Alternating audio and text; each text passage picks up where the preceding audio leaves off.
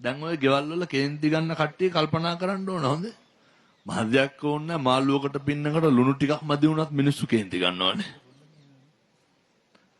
ඔය හොඳට බලන්න ගෙවල් වල මේ අවුරුදු ගාණක් උයලා දීපු බිරිද බත් එකේ කෙස් ගහක් තිබ්බොත් එහෙම ඒ කුණහරපෙන් බයින ගෙවල් තියෙන ඕන තරම් තියෙනවා.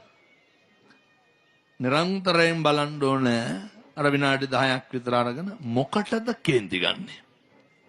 කවුද මේ කල්පනා කරන්න ඕනේ? කේන්ති යන උදවිය. මොකක්ද කේන්ති ඇවිස්සීමෙන් මට අත්වෙන ප්‍රතිඵලය? මම අහුවා අර විදේශගත දායකයාගෙන්. කේන්ති ගත්තාම මොකක්ද ඇති වෙන ප්‍රතිඵලය කියලා. ඒ මනුස්සයාටම කියවුණා හාමුදුරනේ ප්‍රියතමයෝ නැති වෙනවා කියලා. අපිට කේන්ති ඇවිස්සෙන්න කේන්ති යනවා නම් කමක් නැහැ එනවනේ වෙන්නේ. කේන්ති ඇති වෙන්න අපෙන් ඈත් වෙන්නේ අපෙන් නැති වෙන්නේ කවුද?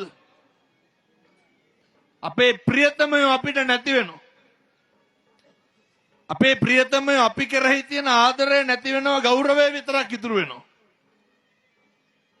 එනිසා මතක තියාගන්න මිනිස්සෙකුට ජීවත් වෙන්න ගෞරවය විතරක් නෙමෙයි ආදරයක් තියෙන්න ඕනේ. ගෙවල් ගොඩක් දෙමව්පියොන්ට අම්මට තාත්තන්ට ආදරය කියන එක නැති වෙලා ගෞරවය විතරක් ඉතුරු වෙලා තියෙනවා. කේන්ති ඇතිවීම තුලින් වෙන්නේ අර මගේ කියන මගේ ආදරණීය මිනිස්සු ටික මට නැති වෙන එක. අපිට කවදාවත් කඩවල් දිහා නිකන් ඉන්නකොට කේන්ති යනවද? කේන්ති යන්නේ නැහැ. බස් එක යනකොට කේන්ති යනවද? අපි ගියත් ඒක පාලනය කරනවා. එහෙම නෙන්නේ. කවදාවත් ඔය නේ නිකන් පන්දන් මේ මළුවට ඇවිල්ලා ඉන්නවනේ. එහෙම ඉඳගෙන හිටියට කේන්ති යනවද නැන්නේ? ගෙදර ඉන්නකොට ඔය බලන නාට්‍ය කතා වෙනස් වුණොත් එහෙම ටීවී එකේ කේන්ති ගන්නවා. එතකොට සද්ද වැඩි නම් කාගේ හරි ෆෝන් එකක මෙහෙදී සද්ද බද්ද තියෙනවා කේන්ති යනවද?